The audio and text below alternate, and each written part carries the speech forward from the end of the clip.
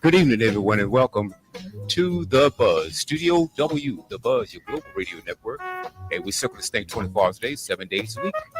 Some of the finest programs you can find anywhere around the world. And now it's time for another episode of Groove Swing Speaks, coming to you each and every Tuesday, 4 p.m. on the West Coast, 7 p.m. on the East. And we're about to get started right now. Oh, I see a few of my panelists here. Hey, Tiffany Hilliard. Hey, girl, how are you?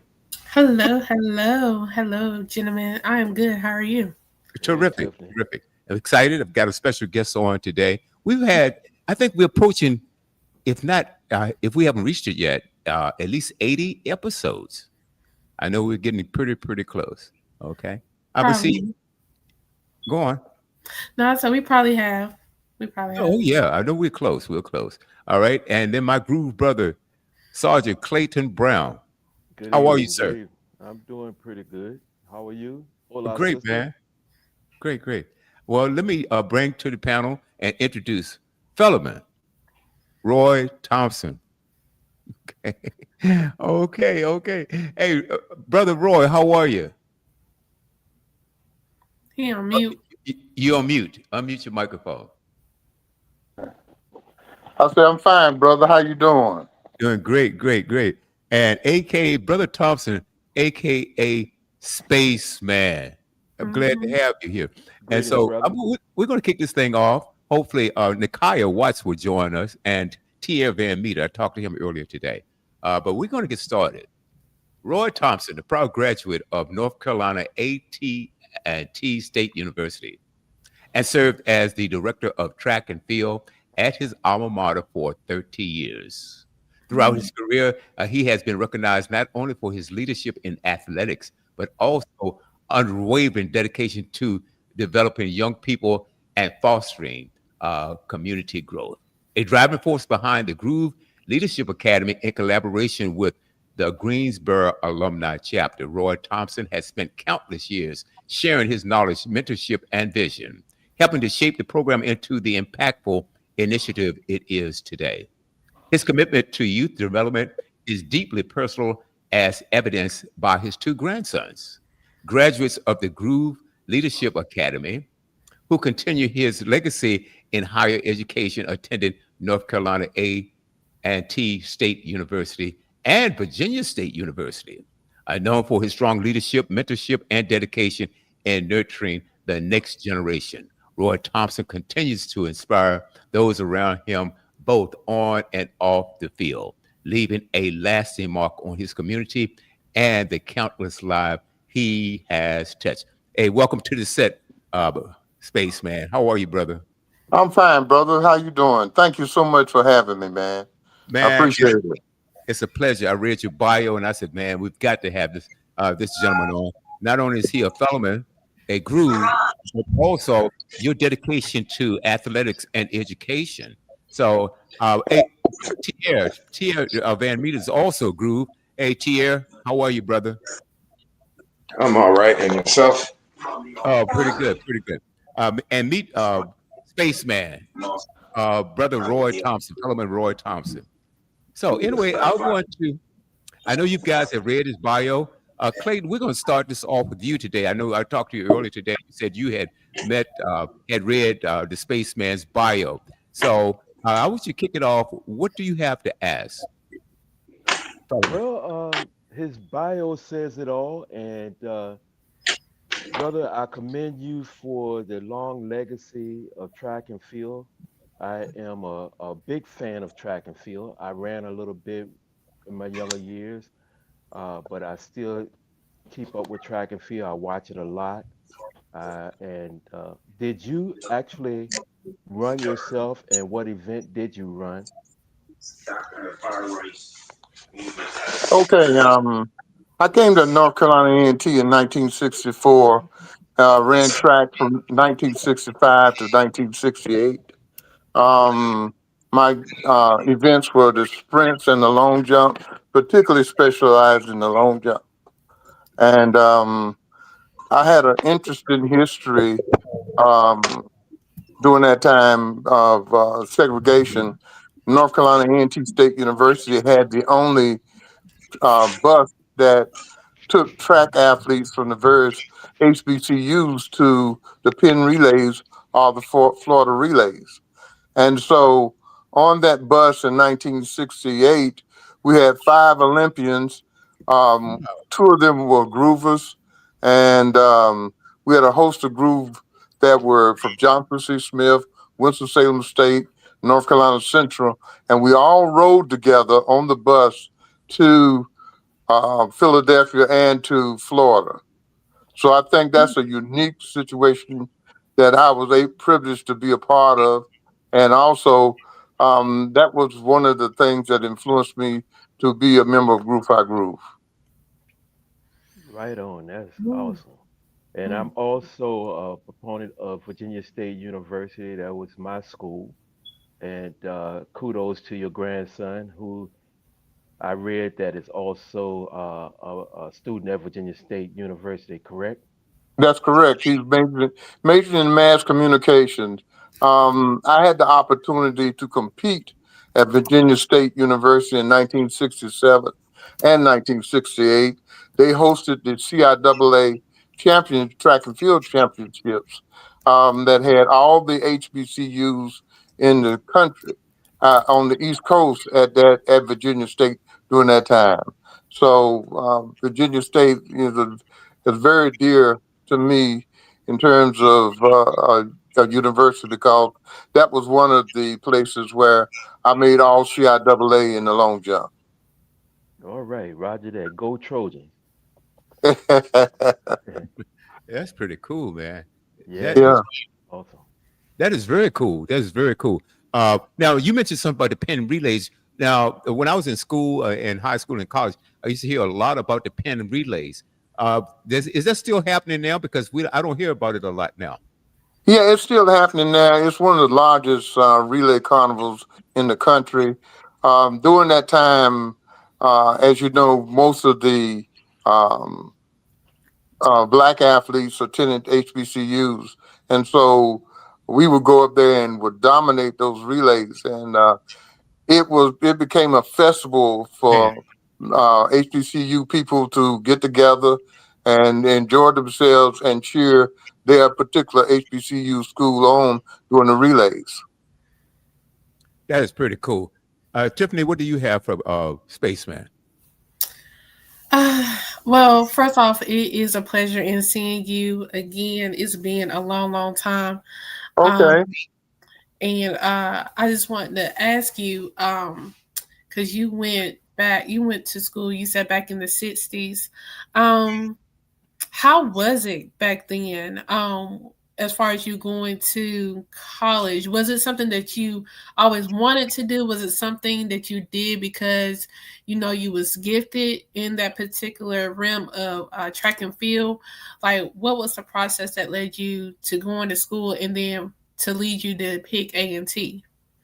Well, during that particular time, most black families preached education as a salvation.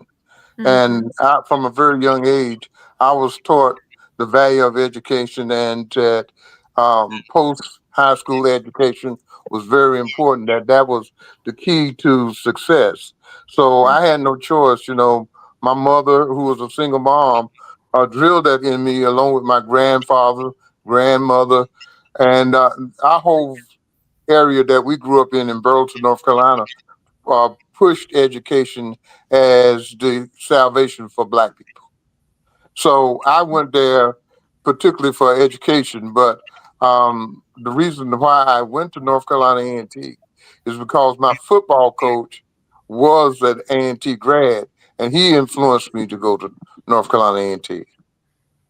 Okay. Okay. My other question in regards to track and field, I tried track one time, and oh my gosh, God did not bless me to be an athlete. Track was not it for me. But as far as track and field, was there any other sports that you did? or was track and field your love? Track and field was my main sport. I did play football in high school. I wasn't that type of size to play on the collegiate level, and so but I did have the gift to run track on the collegiate level, and particularly the long jump. Okay. Okay. Awesome. All right. Thank you. Yeah. You're welcome. Hey, thank you so much. And I see Sister Nakaya Watts. She's there, and I'm so happy that she's on because if I'm not mistaken, Nakaya, are you also coach track? Is that your track coach? Yes, I'm a head coach. Hi, how are you? Oh well, yourself. Good. So you said that you did long jump. What events did you do in track and field besides long jump? Was that it? I did the 100-meter dash, 100-yard dash, excuse me. Um, long jump, triple jump, and relays. Oh, and the relays. Were you anchored? So, no, I was not anchor. I often ran either third or second leg. Oh, okay, okay. So I don't know if everybody else in the group was a runner, but as you see, I got my coach shirt on. I'm a Okay. track and field coach. I used to do track and field in high school and college. In high school, I ran the 4x4, the 4x1, and the 400. And then in college, I did the 1 and 2. Okay. What university did you attend? Cal State San Bernardino, What's that? California State University of San Bernardino. Oh, okay. Yeah. Okay. Okay. Yeah, that's a known track area. Yeah, and we're also known for our kinesiology program as well, so it's fitting. Right. But that's that part of California is very. I knew about that way back in the '60s. Back when it was probably just dirt and tumbleweeds at that time. We was trying to run against the Santa Ana winds. But just to ask you a couple of questions to my fellow track coaches, what Hmm. inspired you for your love of track, and how did that journey lead you to become the director of North Carolina A&T? I often I it track and field long jump came easy for me, and the competition was very stiff during my time, and I met some great athletes. In fact, my teammate was Bob Beeman, the world record holder in the long jump. Uh, um, um, I have a good friend that's named Leon Coleman, who was fourth in the 1968 Olympics in the 110 hurdles. He's a groover. Um, Edwin Roberts, who ran for North Carolina Central, was a silver medalist in the Olympics. He's a groover. So that camaraderie amongst all of us and my love for track and field just carried over. And I've always had a passion for the sport, and I always call myself a student of the sport rather than a coach. I love to learn about uh, ways to make an athlete successful, and I'm a real stickler for details, and I always wanted to see what I can do to make somebody progress in track and field. And that was my burning desire. That was actually about to be my second question. Like, what did it mean to lead, for you to lead your alma mater for like 3 decades? But that right Oh, there it was a labor of love. I really enjoyed it. It was very difficult because, as HBCUs, they were underfunded. But is. uh, and for I think for the 19 years we did not have a track, but we did win the MEAC championships 3 years in a row. And then I had a number of students that went on to be NCAA All Americans, even though we didn't have a track. And I just learned how to work with those athletes without facilities and to teach them the fundamentals as well as the biomechanics of the sport. And we became a little successful. And then in 2003, Uh, uh, a brother came to North Carolina A&T by the name of James Rennick. He was a track athlete at Central State. He became the chancellor at our university, and he and I collaborated together, and we built a track, um, Mm. 8-lane Mondo track, which became one of the best tracks on the East Coast. We hosted the NCAA regionals, conference championships, high school championships, USA track and field, junior Olympics, AAU junior Olympics. Um, then after me came a gentleman by the name of Ross. He became the coach after I retired, and he took the program to another level. And they almost won the NCAA indoor championships, and they had two guys that got gold medals in the Olympics uh, in I believe it was Tokyo. Okay, Tia, meet your mic. So It's not me. so I've been very fortunate to be on the ground level of building that program, and that gave me a lot of insight. And really, I use things that I learned in Groove, how to have intestinal fortitude and not to give up, and not to worry about the things that you don't have, but focus on those things that you do. And I was able to carry it to a certain level, and then somebody took it on to the next level. But I've always been involved in um, track and field. I even had a youth track club while I was coaching at A&T for the kids in the community. So it's been my passion throughout my life. I love the fact that you mentioned too that you didn't have a track because that is actually what I'm enjoying right now. So Right. I'm coaching a private school, Notre Dame in Riverside. Whoop, whoop. Go Titans. But they all they have is a 40-year, not 40-year, 40-yard like turf and one block. I have, and that's what I Hmm. have. Some makeshift hurdles. So Right. I'm trying to make the best that I can. And I just would say, what kind of advice would you give somebody like me, where you are trying to lead a team of kids? And needless to say, I've been coaching them for about 3 years now, and I have made some kids that have made it to CIS. They've made it all the way to preliminaries, to masters, to states, and this is just working with limited equipment. So, what advice could you give a coach like me who is trying to make something great with lean resources? Well, the first thing I would do, I'd look for those kids that have the passion for the sport. One of the things that you can't coach is desire. And if the kid has the desire, then you can coach him. You know what I mean? The other thing is I would be very, very knowledgeable of biomechanics and the physiology of the sport to the point where I would almost seem like an expert to those kids. And I would show them a lot of film.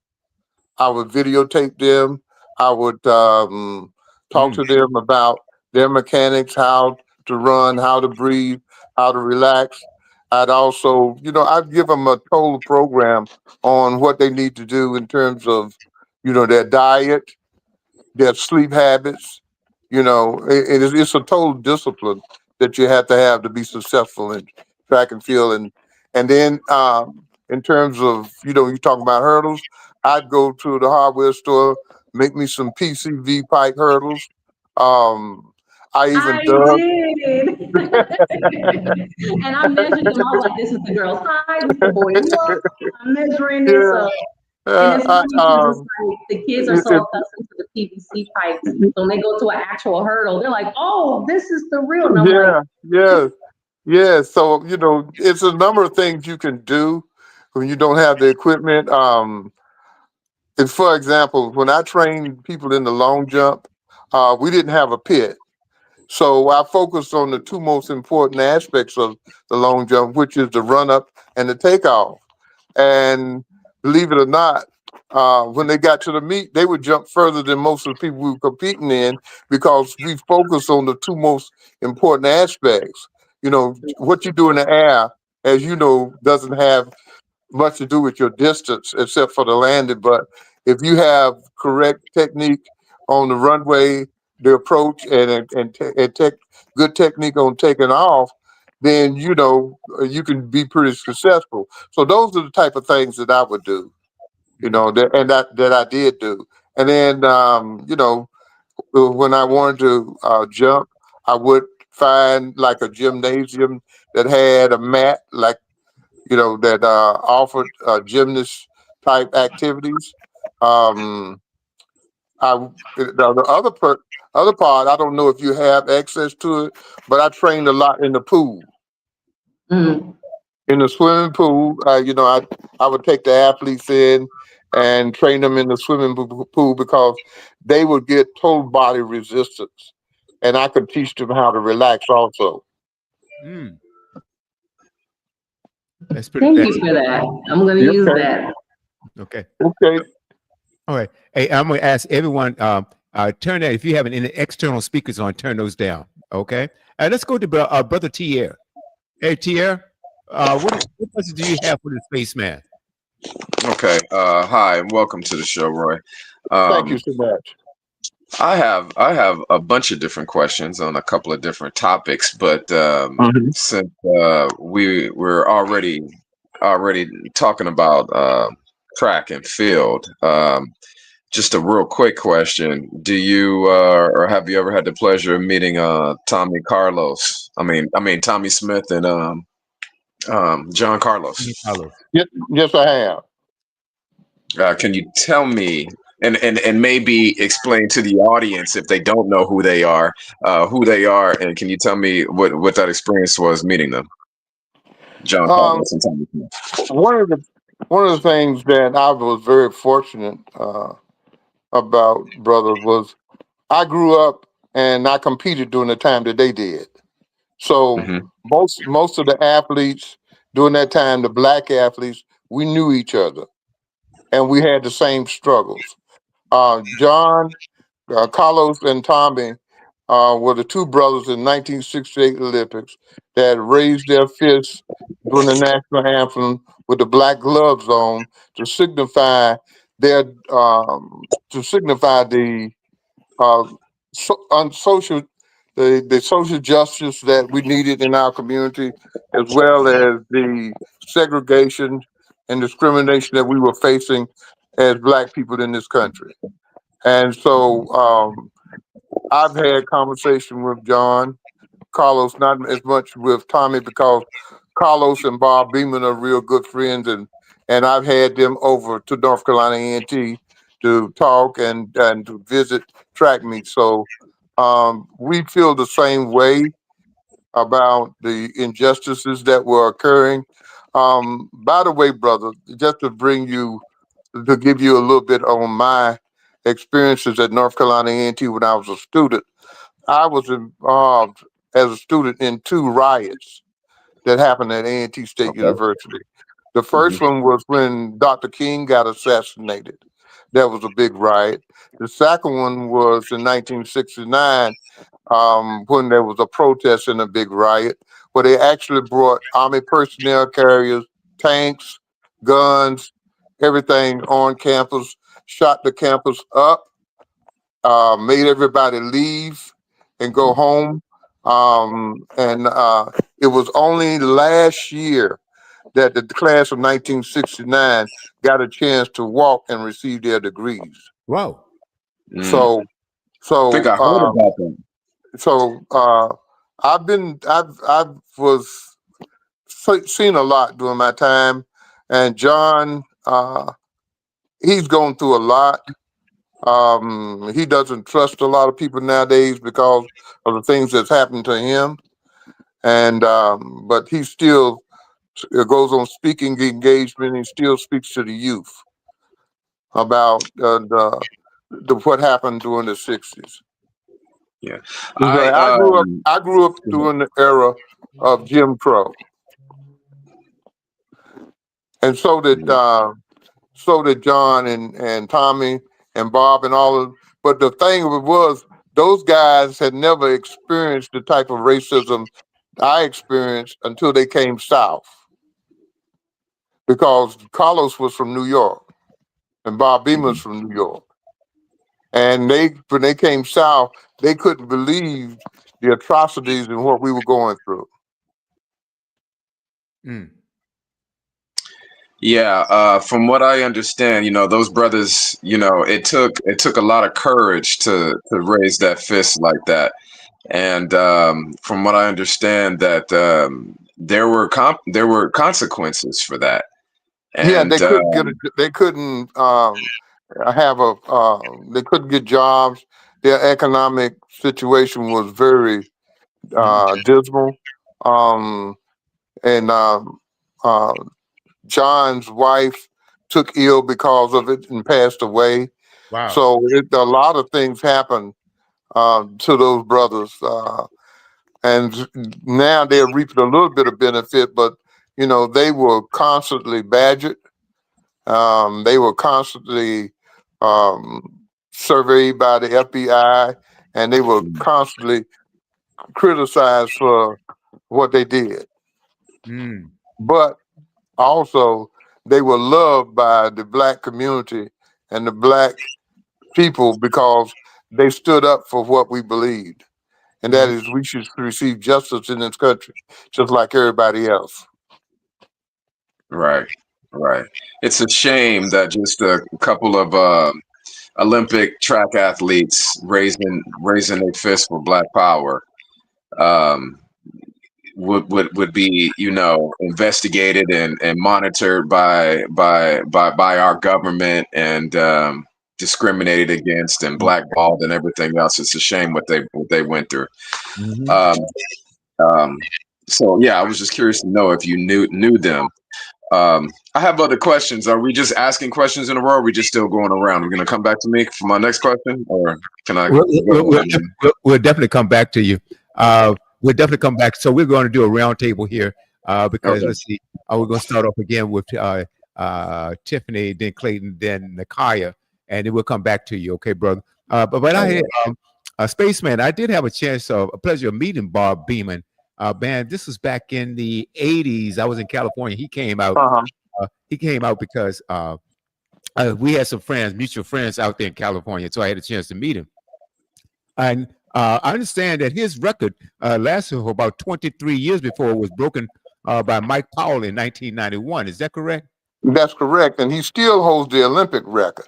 Yeah, Nobody in the Olympic has jumped further than Bob, and yes. so in fact, I just talked to him maybe about 3 or 4 days ago. He was doing a fundraiser up in New York, but the thing that's so unique about this brother, man, this brother can play some drums. I don't know if you know it, but I did. he's played with Hootie and the Blowfish. He's played with oh man, he'll get me. He played with a number of Grammy women winning musicians, and he plays the congas. Okay. Yeah, Okay. yeah. His brother's an accomplished musician, besides being a world class athlete. Oh, outstanding, outstanding, outstanding. And getting back to the brothers, uh, John Carlos Tim Smith. yes, absolutely. I believe they stripped them of their medals too, didn't they? Didn't they take their medals from them? I don't think they took their medals, but they kicked them out of the Olympic um, village and sent them home. Okay.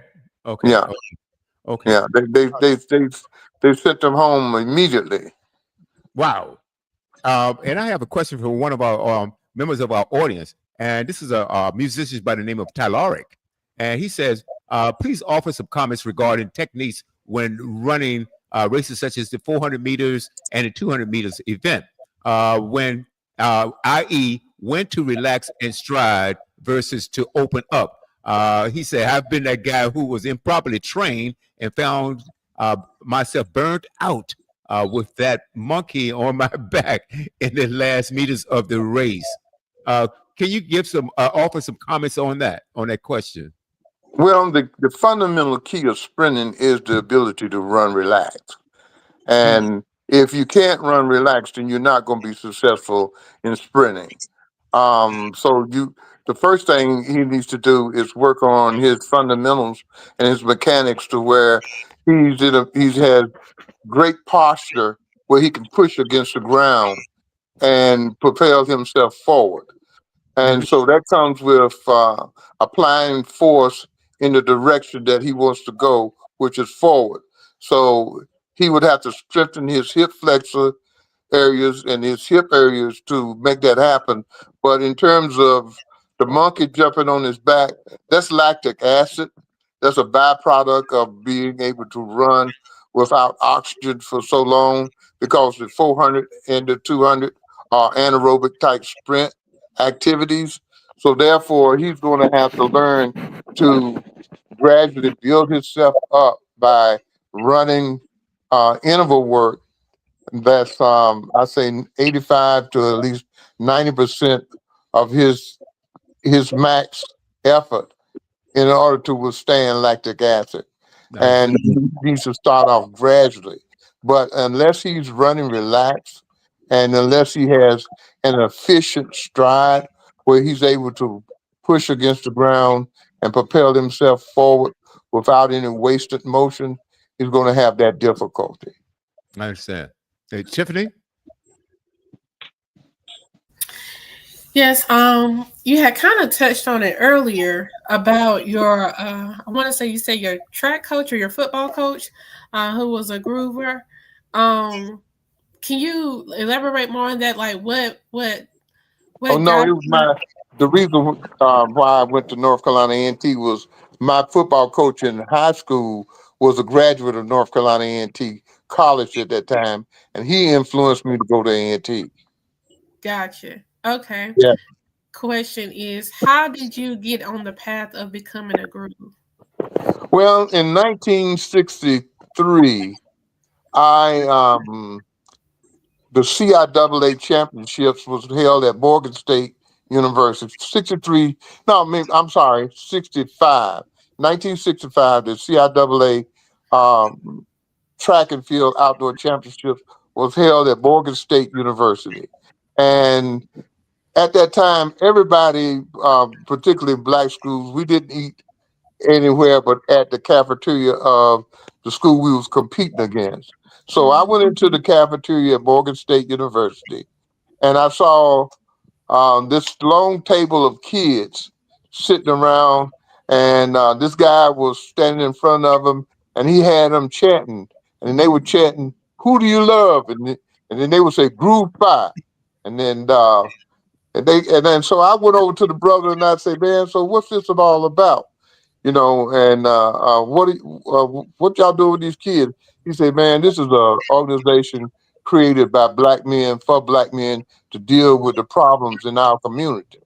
And he said, "This is our youth baseball team, and we have them in here, and we're celebrating a victory that they had." He said, "But this is one of the things that we got to do in our community." And he told me, he said, "This is what Group Five is all about." And so I said, "Yeah." And so then I went back to school and uh, Winston-Salem State had started a chapter, then North Carolina Central. Then they took over some guys at A&T. And then in 1968, one of my best friends, Steve Dixon, who was a javelin thrower from Orange, New Jersey, he said, "Man, we ought to play as Groove." And so I went on and that's how I got involved in Groove. And then once I got involved in Groove, I tried to carry on that mission of addressing problems in the black community dealing with our youth. Mm. Oh wow. Okay, awesome.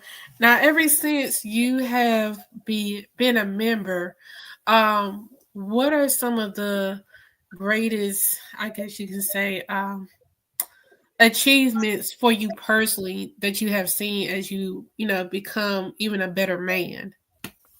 Um, I think the Groove Five taught me, well, I already did have something similar to this, a sense of responsibility to community and to who I was as a black man. Wow. Uh, let's see. We lost him, but hopefully he'll come back. But I find this brother's story incredible. So we'll Mhm. just talk a little bit among ourselves until he gets back. What a story! And I think what he just touched on as far as becoming a groove, I think that's one of the reasons why I became a groove myself. I went over at Virginia Union University. My brother Clayton went over at Virginia State, and uh, I that's I was getting offers from the Qs, the Kappas, the Alphas, those cats, right? But I found out, and I was a music major, and one of my best friends, he was also a music major, and he was a groove. He said, "Man, you need I'm getting a lot of feedback here." Uh, and at that time, if you want to go to a party, you went to a groove party. I mean, that was the happening thing on campus, right? But also the brothers' commitment to the community. And my brother Clayton can tell you a little bit about that as well. And also TL can tell you about it. And the Swains do the same thing. We are definitely uh, community oriented, meaning that we do a lot of things for I'm Brother Thompson. sorry, y'all. Hey, that's quite all right. That's quite all right. Okay, I must have touched something. I don't know, but anyway, like I was saying, it gave me a sense of responsibility, and it made me aware of the commitment that I, as a black man, had to have to my community. And once I came back from, I went to Vietnam in 1971, 72. And when I came back from Vietnam, that's when I started really getting involved in the community and doing things for the youth. So, in that aspect, it made me understand my role as a black man in the community and what I had to do um, if I wanted to be true to myself, who I said I was. Does that Mm. make sense? Yes. Yes, I just love hearing stories about how people became either a groove or a swing or whatever it is that they are a part of. So it's always interesting to me, like hearing how their journey went and whatnot. Um, that's pretty dope. I appreciate that. All right. Okay, thank you. Clayton. Hmm. Yes, and thank you again, brother. You mentioned earlier, and thank Pierre for the questions that he had because they was very intriguing. You was talking about some of the atrocities that you faced back in the day. Could you elaborate on that a little bit? Um, when I was 9 years old, Emmett Till was murdered, and that's when the trauma started for me. My mother would. We lived in Fayetteville, North Carolina, and she would inform me how to act when I went downtown. I didn't understand it, but she would tell me if I saw a white person coming towards me, I was to get off the sidewalk, Hmm. um, not look them in the face, um, um, to go the other way. Um, and ironically, brother, I was very militant because my grandfather was a militant type person, and but the atrocities that I faced was, I think, more so than anything, was the degrading of Jim Crowism, where you were called nigger anytime you approached establishment. Um, I never was physically um, attacked, but I was verbally attacked a lot. Yeah. And like, for example, when I was a student at A&T, there were no bathrooms that you could use downtown. You had to use the bathrooms in the alleyway. Wow. You, yeah. Um, um, if you went into the store to buy something, you couldn't try anything on. You had to buy it and walk out. Um, Hmm. you stood at the counter or either the back window to get your food if you went to a restaurant downtown. Um, those are the type of things that I face. But here's another historical piece about me that I don't know how I got into it, but I majored in history and political science in North Carolina A&T, and I went into the military. I was very militant, and at that time, that was during the Black Power movement. So I was very outspoken and in the military, and so since the military was having so much problems with the black soldiers, they created what they call Defense Race Relations Institute, and I became a race relations instructor in the military, and I had to deal with teaching race relations to um, European Americans who hated black people's guts. And so I experienced a lot of pushback from that. Um, I set up an organization in Colorado Springs, Colorado, where we would talk to the military police as well as the um, city police, because there was a lot of friction between the black soldiers and the police. We established Soul Night. We brought black entertainment to the fort. Um, we had a lot of discussions concerning race relations, because at that time the general on that base realized, he said, if we are fighting each other, then the enemy can take over. And so he didn't want anybody but the militant blacks to talk to, because he wanted to hear outside. So I became one of those blacks that was out front in terms of race relations at Fort Carson, Colorado, and Hmm. Colorado Springs. Yeah, I lived there for 16 years before I came back home. So Oh, I okay, know bro. that. So you understand? Yes, I'm retired Air Force. I was at Yeah, I Peterson. used to live on Academy Boulevard. Yeah, know it very well.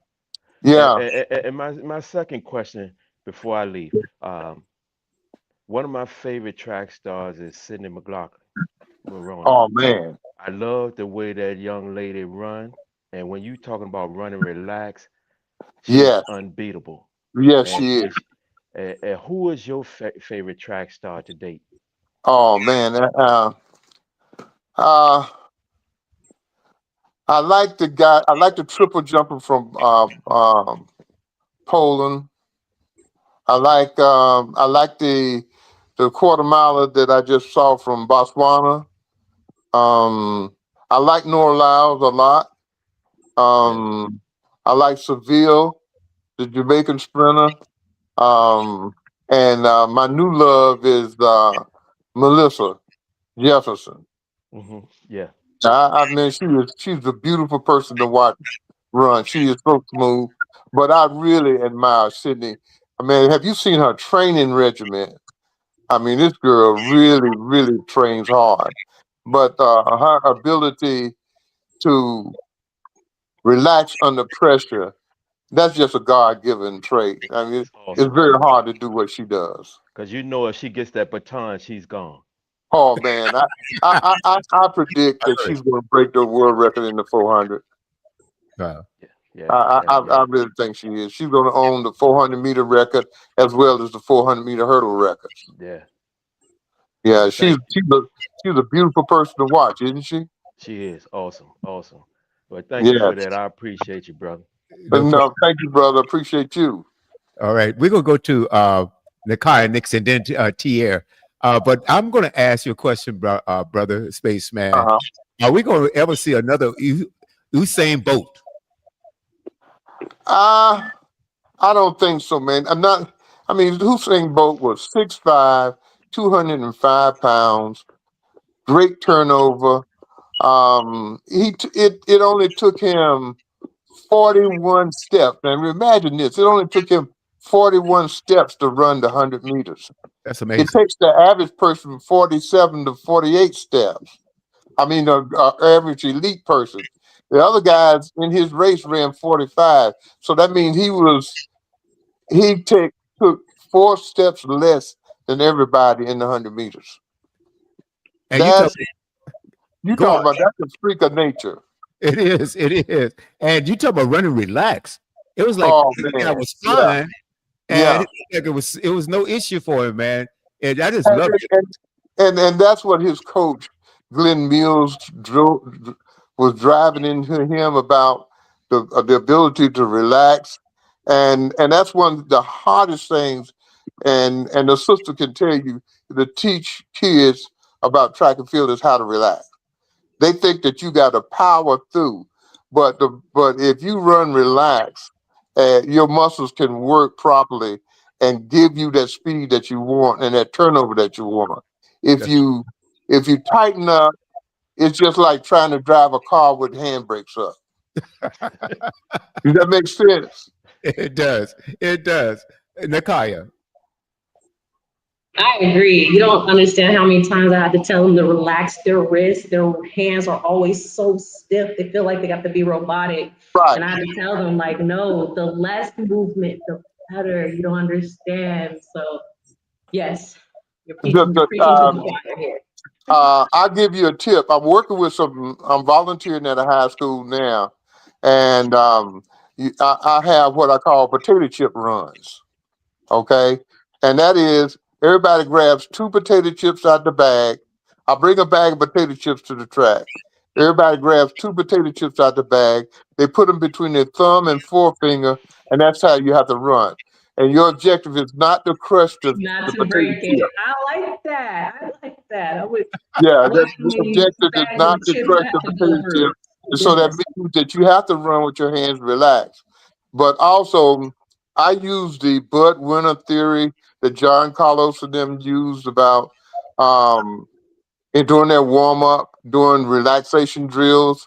I have the kids lay down and I'll have them take deep breaths at least 5 minutes. And then after that, I'll have them start by tightening up their face muscles and relaxing, tightening up their shoulders, relaxing, tightening up their chest, relaxing. So I want to give them the difference between the two, relaxation and tension, and to kind of reinforce what how relaxation feels. So those are the type of things that I do with kids to try to get them to run relaxed. The breathing techniques definitely works. I have a few that I do use, the 4 box method, and then the universal breathing, 7 step Oh, breathing so you do technique. the four box method? The Yes. inhale, okay, that's great. After we're done with our practices, we come down, we have our cool down. I have them stretch out, and then I have them do 4 box breathing on certain days. And then when it's really hard and we're pushing through a tough day before we're about to go into a meet, and I have this universal 7 step one.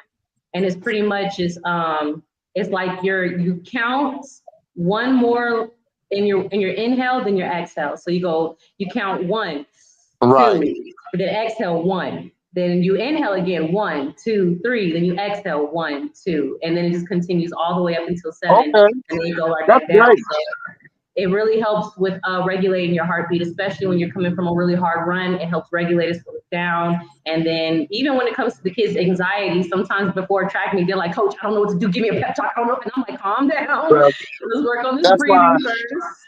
that's why I do it. That's why I do it in the warm up. I do the breathing Mhm. technique first to get them to understand that I want them to be relaxed before they go out there. And then then I while they're in the warm up, I'm constantly talking to them about keeping their mouth open, letting their jaws be Mhm. loose, keeping their shoulders down, letting their hands be relaxed. So I'm drilling them and I'm reinforcing these things with them over and over and over. Because And those are then all movements that we do subconsciously, even if we're not an athlete. Like if everybody is watching this podcast, see, just relax your shoulders and just see how much you probably relax your shoulders and you didn't even know you were just tensed up. Relax exactly. your jaw, loosen your hands, and you'll understand that all that tension you're feeling, that's all pent up energy. That's all energy that you're keeping in. You just need to relax. Let it That's all correct. go. See, Right. I can talk about track with you all day. Let me stop. I need to go listen. No, I'm you're passing doing it to the fine. next. Pass the torch. I'm passing the torch. You're doing fine. Tia? I'll take the torch. Thank you, sister. Uh-huh. Um, Brother, I'd like to ask you what role you had in the creation of the Groove Leadership Academy, and how have you How have you advanced the Group Leadership Academy? Um, I first started when about I want to say about 10 years ago. The Greensburg grad.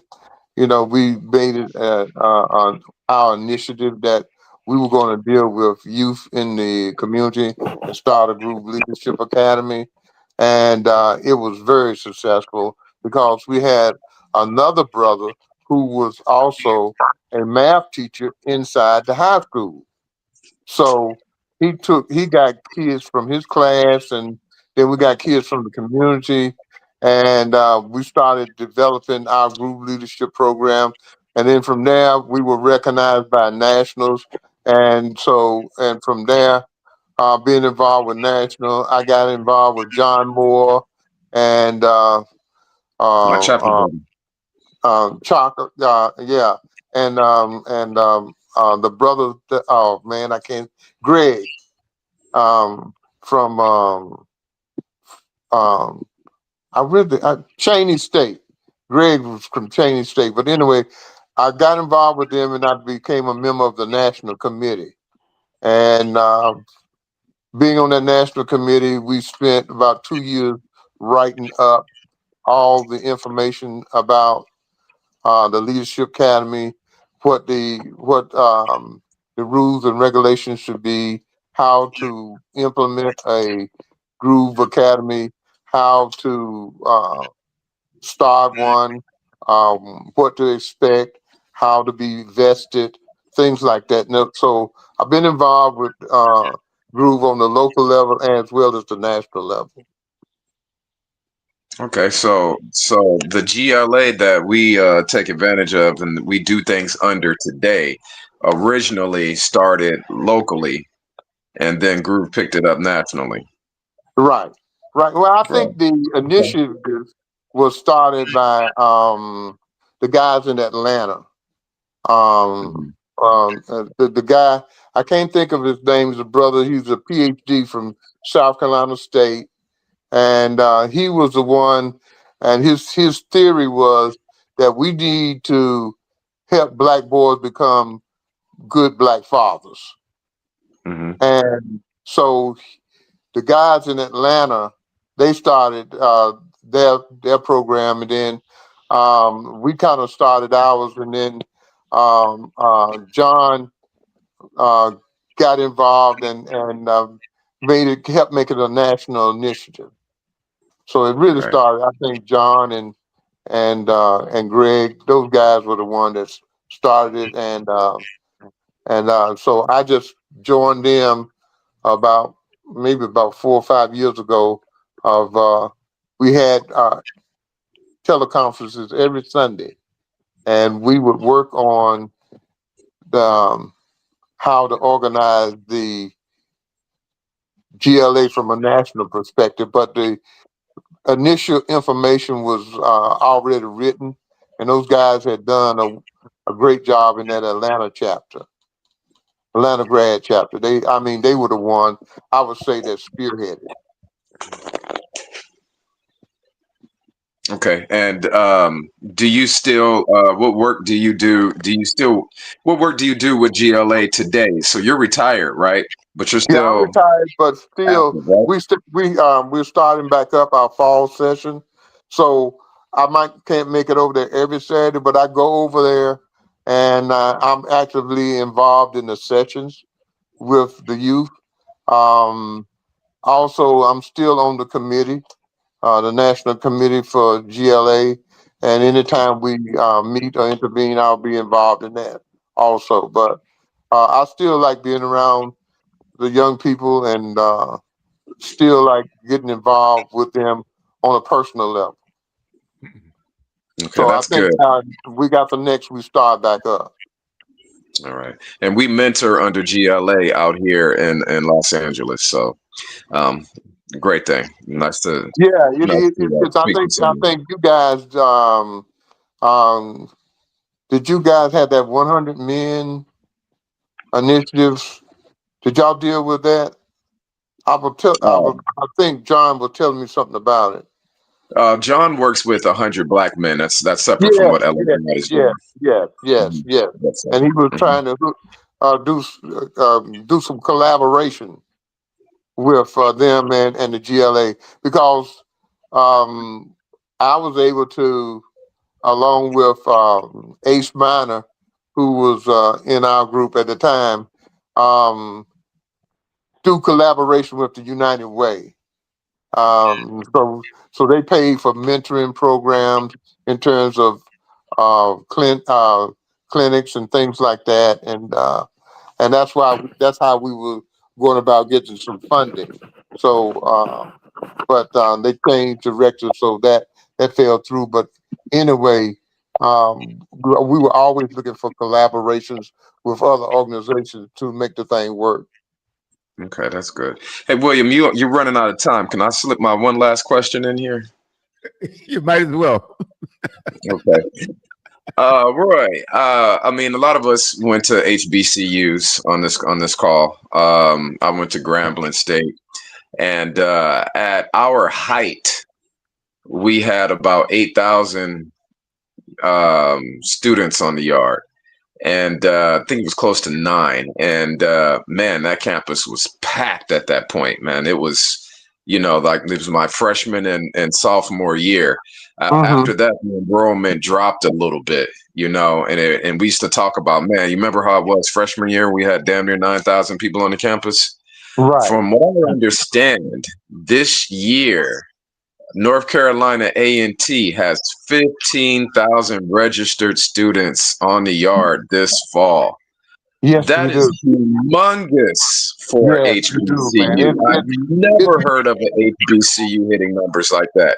What we're is it that you guys are doing out in A&T? And that's a school that where it's primarily engineering, right? Isn't that right. like the primary? Well, Uh, it's engineering, technology, business, and a strong emphasis in agriculture.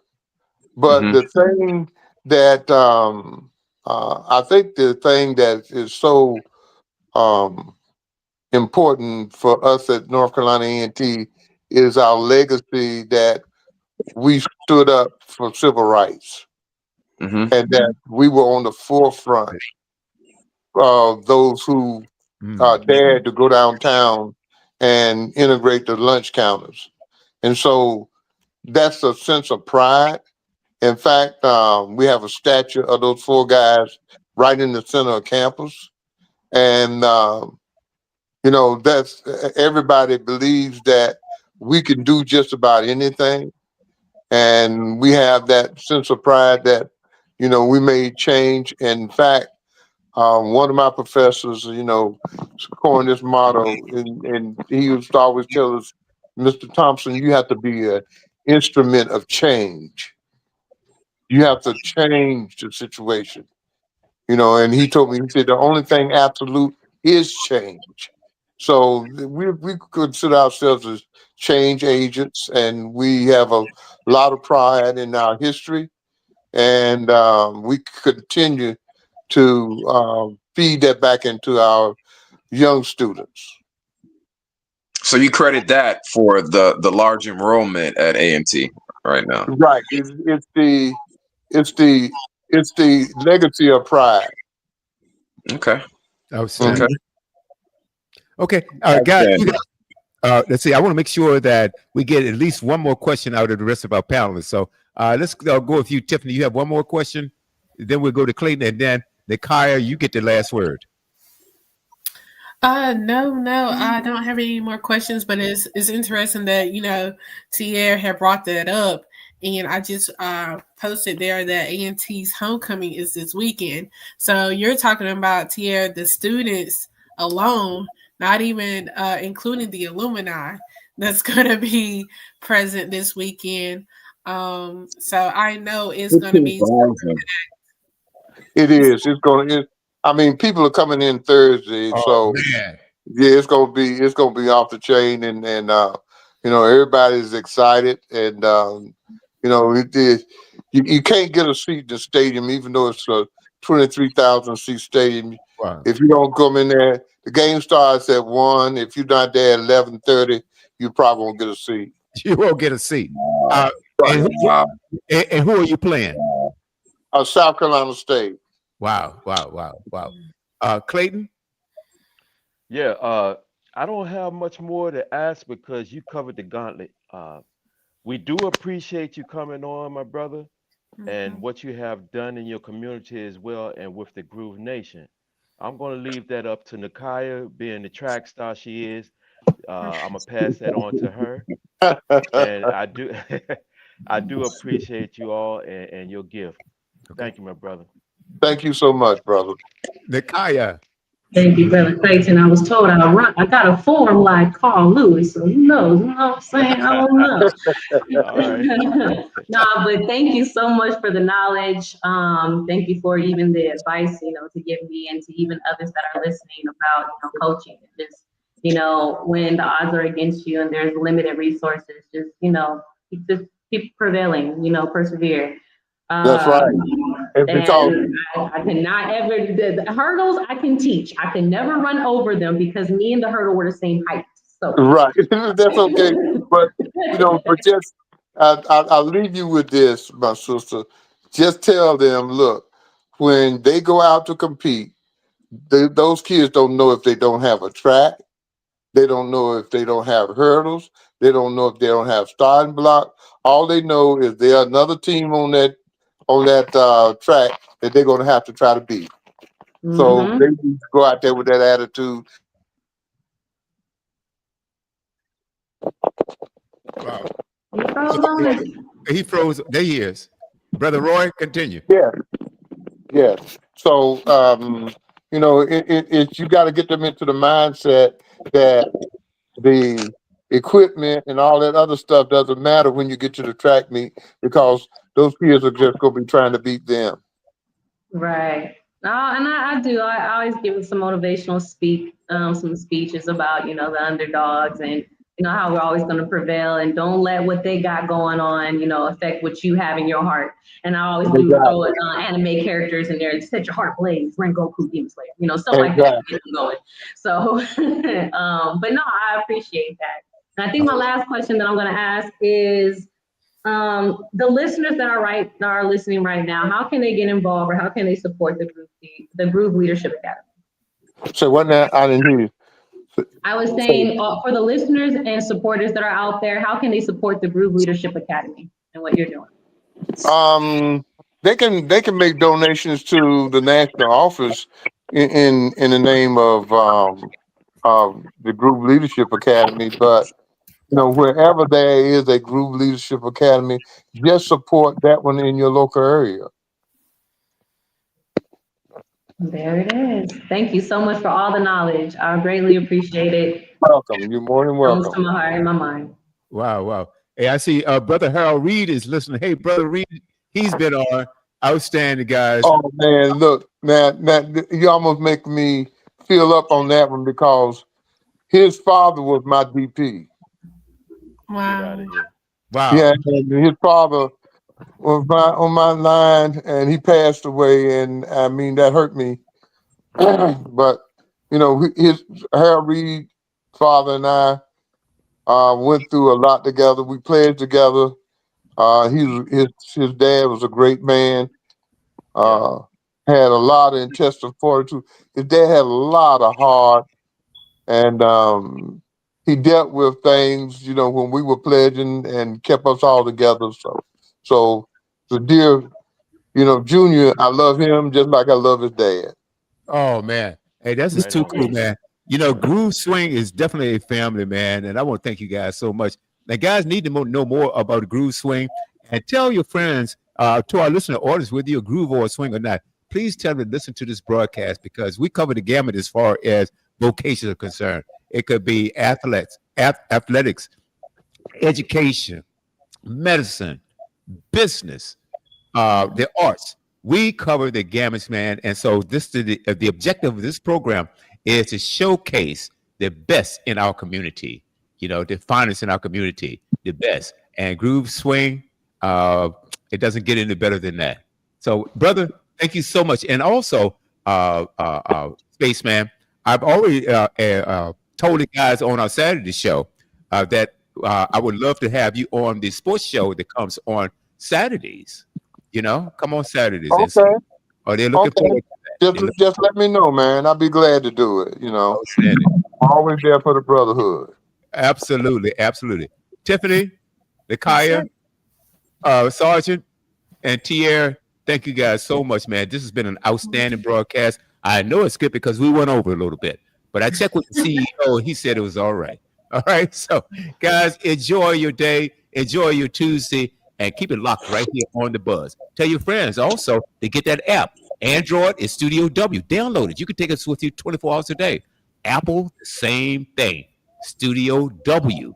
Okay, 24 hours a day, 7 days a week. Music, talk, sports, comedy, entertainment, and a whole lot more. Enjoy your Tuesday.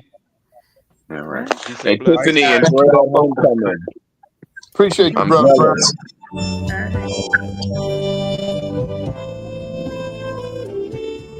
Outstanding. Thank you. Thank you.